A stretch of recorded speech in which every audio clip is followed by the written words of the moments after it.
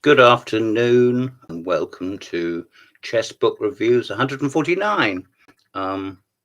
Before we start, please like and subscribe down below. We haven't had many new members recently, and Facebook continues to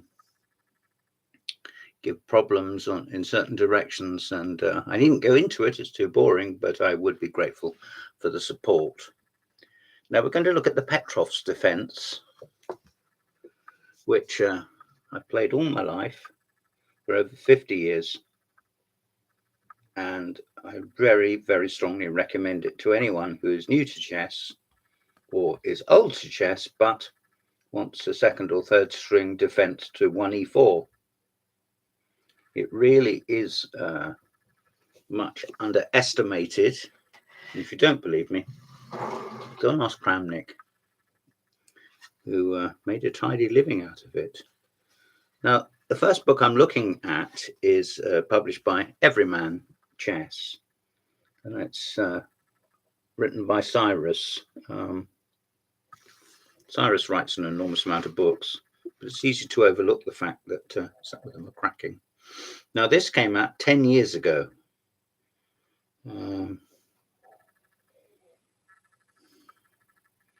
And the chief advisor is Byron Jacobs, the commission editor is John Eames, and the assistant editor is Richard Palliser. And you couldn't ask for more than that, could you? Even before we start.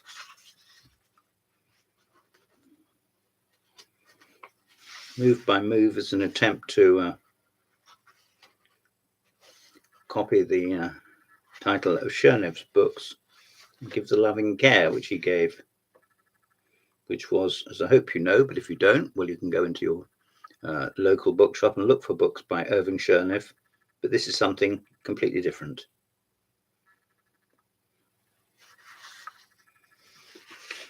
If you're wondering what the PETROFF's defense is, I can never hold these still, as I always say. There it is. There it is. E4, E5, Knight F3, Knight F6.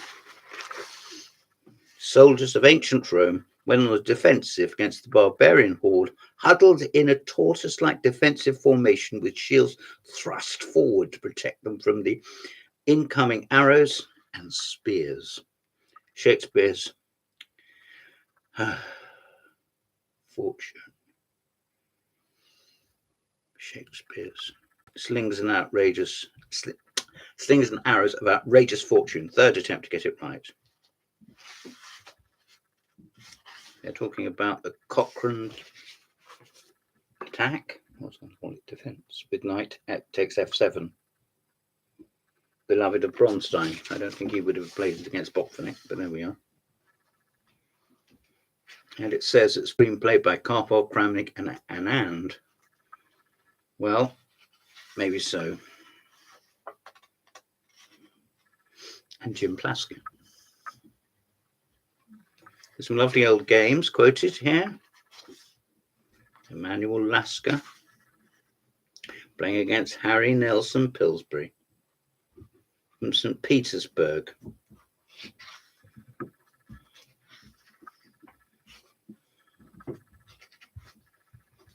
Very deep analysis.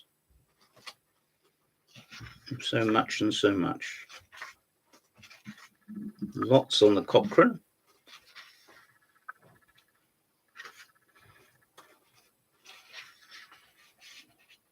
"44 pages, the Scotch PETROFF, the Steinitz line with 3d4. My old friend Dick Boxall used to play that, and I sometimes wheel it out. Gives very free piece play, and it isn't necessarily that well known, but doesn't involve gimmicky gambits or anything else. It just relies on open lines for pieces, minor pieces, quick castling, and a lively game. Hopefully, it's not guaranteed because it never is, in prospect. There's an enormous amount of material here. I never guess. It is a shocking habit, destructive to the logical faculty, declared Sherlock Holmes in The Sign of 4. If you don't know who Sherlock Holmes is, he was a consulting detective in Victorian times.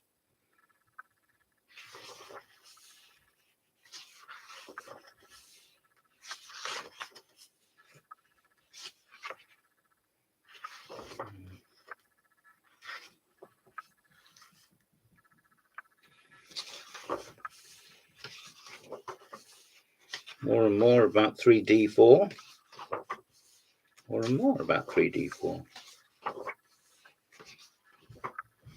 The old main line, which we must assume is knight takes c5, d6, and the knight going back where it came from. Yes. And then capturing again on e4, d4, d5. Piece of advice I would offer you, which I fell into in a game against the computer, was to play c4 before I'd castled. c4 actually looked like quite a good move. Not at that stage, it wasn't, but I didn't see that. And there's some very classy references. Kasparov, Karpov, World Championship, Game 6, London, 1986. I'm sure you would agree with me. We are keeping up with the Joneses. Peter Liko playing Kramnik.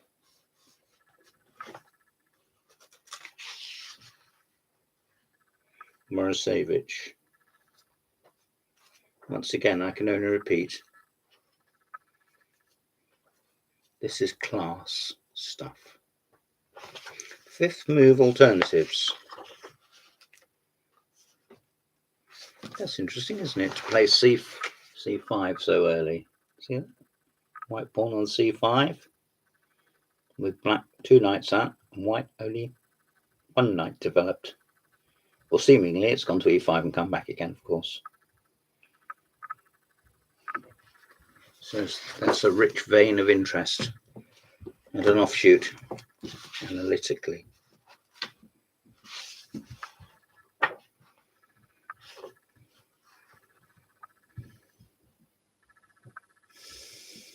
Of course, there's the new main line, Shirov's variation, where the black knight comes to e4 eventually, and then takes on c3, and white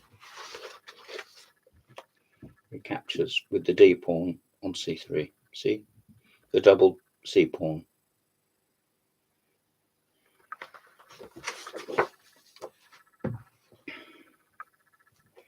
He's obviously in the business of renaming just about everything. I respect that. If he wants to, then I think he should. To have Shirov's name even in a chapter heading, let alone on a book cover.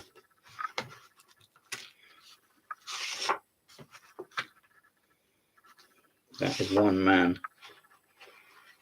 that knows what he's about. If you don't believe me, you should see the number of girlfriends he's got. The 3 knights PETROFFs with bishop b4. Chapter 6. Then 3 knights PETROFF.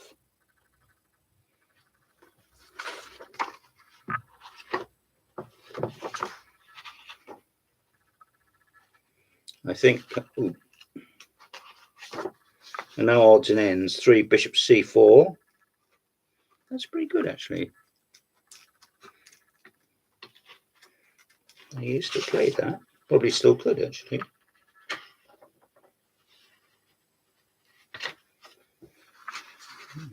Knight takes e4, knight c3, knight takes c3, d takes c4.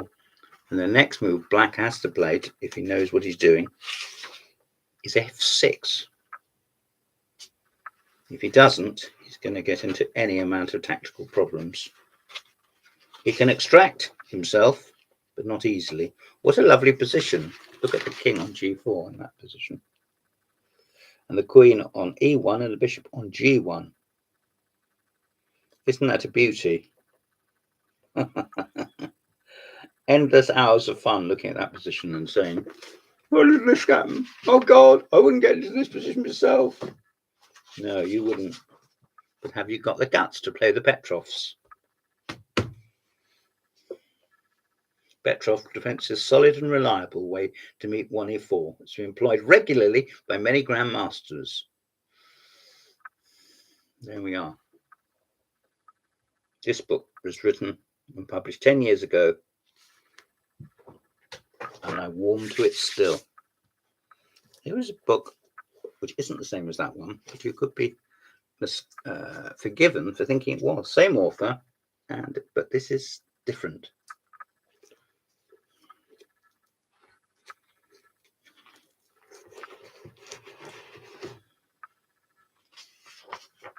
This book was not written.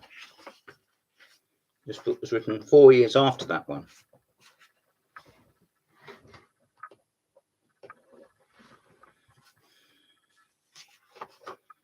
And yeah, he gives an intro talking about the symmetry and the early positions you might get into.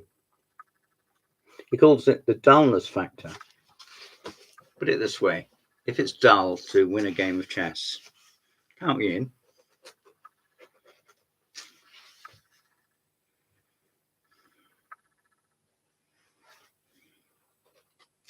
Having written his first book, I don't just think, I know that he would have been well suited to write another one. And indeed, that's what he was commissioned to do, blah, blah, blah. It follows a similar format of giving games in full with study can be tedious, yet we get through it with the thought that we'll one day wield it as a weapon in our tournament games. In this chapter, by far the biggest in the book, we may be facing your most daunting theoretical test, since the lines all look similar, but there are always subtle differences, and it's not at all easy to make out their individuality. White faces the PETROFF. There are many ways to chicken out, yes, there are, of a theoretical fight, increasingly at club level, weak club level at which I inhabit. Yes, people play 3 knight c3. Nothing wrong with that, nothing at all, but it's a shame in a way. Game between Mickey Adams and Anand.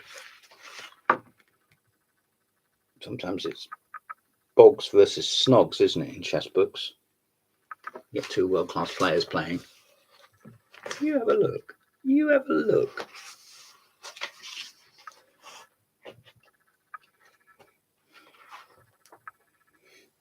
Looking at sidelines, that's interesting. That's something you might like to specialize in. Well, Carlsen played the knight to e5, didn't he, in the World Championship? And after d6, he put the knight back on d3, and everyone went, They didn't go make that noise because he did it. They made that noise as much because people were not in the habit of doing it. Here's a sideline. 5 c4. See that? Where my hand is. The knight, black knight, is on e4.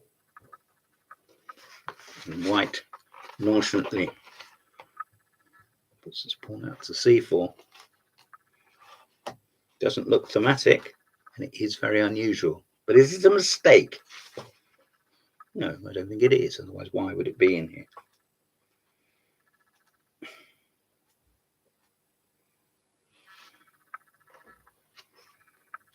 Is something else new from the very fertile mind of Morosevich. 5 bishop d3. Again, that's something unusual, isn't it? Once again, black may take that as a license. I mean, he can do something erratic or unusual. Regular. Well, perhaps he can, and perhaps he can't, but it's up to you to prove it or misprove it, disprove it. Got the wrong teeth in today. There we are. There's a decent index. I haven't checked it, but nevertheless, I'll bet your boots it is good. And a complete index of games.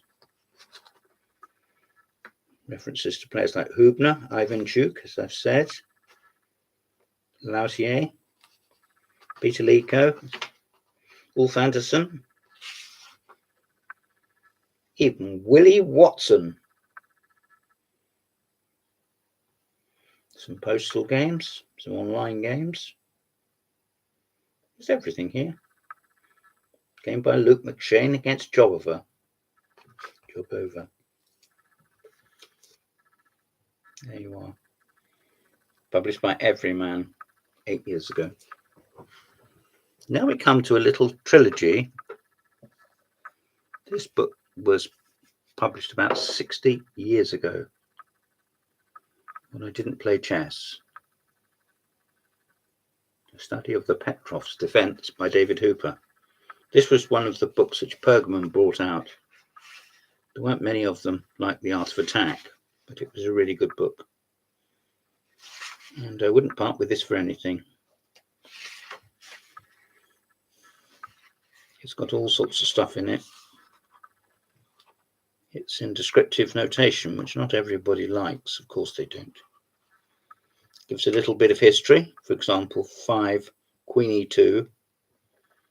A positional line first noted by Cosio in 1766, first played by Morphy in 1850, and reintroduced into master chess by Marco at Hastings 1895. So in one sentence, they've encapsulated the history of the system. How's that? This is a neat little handbook, and that's what they aim to do, and that's what they succeeded in doing. And at the back, it's got other King's Gambits and things if White doesn't want to allow the Petroffs after you've played E5, pawn to King 4, pawn to King 4.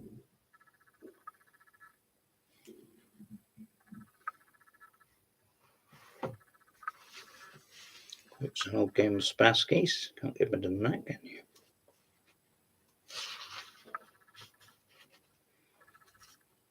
You can quote 2d4, what to do against it. There we are. And that's what I was saying earlier with an early F6. See that?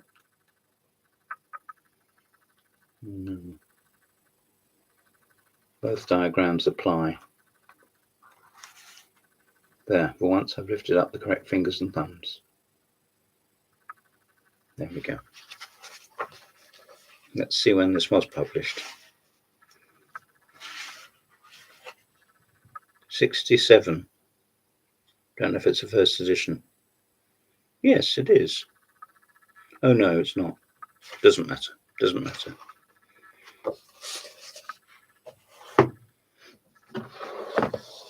Some years later, disappeared.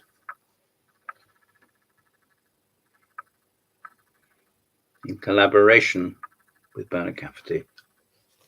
I know how seriously these two guys took each other and their work. And this appeared in 1979, and I remember seeing it when I was in Oxford visiting a tournament, and I saw it on the bookstall, and I thought, ooh, ooh, ooh. Like others in the Pergamon chess series, this is meant basically as a practical book to help you win more games. David Hooper shares my own view that it's a real test of the success of a complete defense to one pawn to King 4, that one, is whether, after reading and absorbing it, you do better than before in your tournament, match, club, and postal chess. In writing an earlier book in the series on the Ruy Lopez, this is Leonard Barton writing, I had a similar philosophy. Yes, I think he did.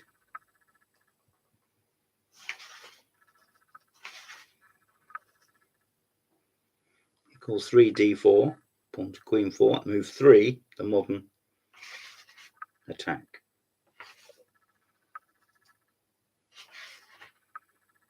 The diagrams are a bit small. You have to put your pince-nez on to see it all. It's okay. It's okay. It's in single columns, which you may prefer.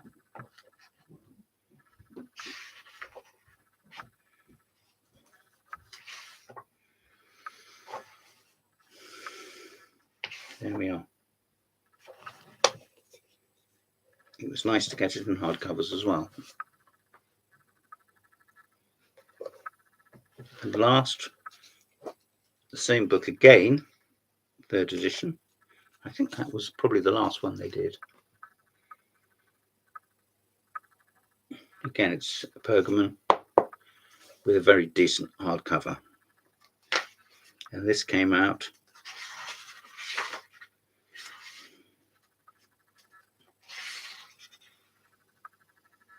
in 1986, just nearly 40 years ago.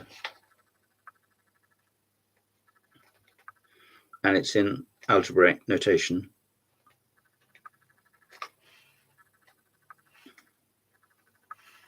I'll show you.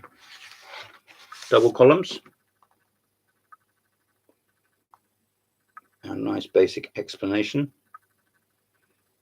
And being Cafferty and Hooper. Bits of history thrown in. And tips and tricks. I like it very much. This has been Chessbook Reviews 149. Please like and subscribe. And thank you for listening. Goodbye.